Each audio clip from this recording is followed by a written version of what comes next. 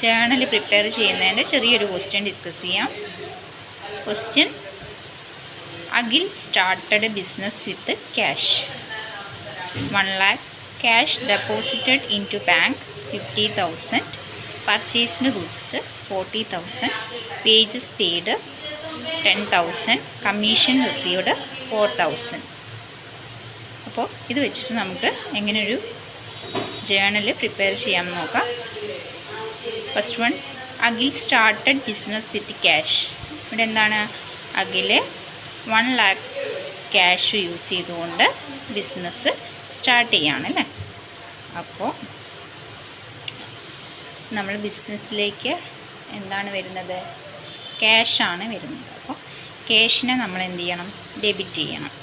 ക്യാഷിനെ debit ചെയ്ത ശേഷം to Akhil's capital account അത് ക്രെഡിറ്റ് ചെയ്യാം.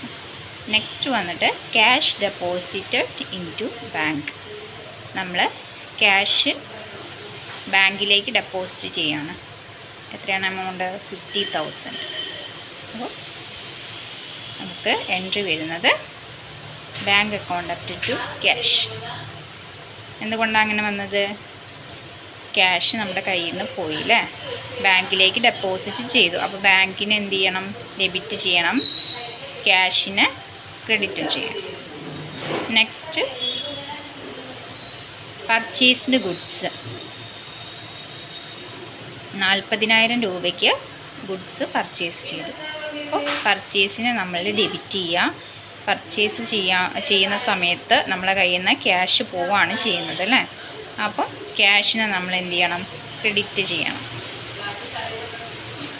നെക്സ്റ്റ് വരുന്നത് വേജസ് പെയ്ഡ്.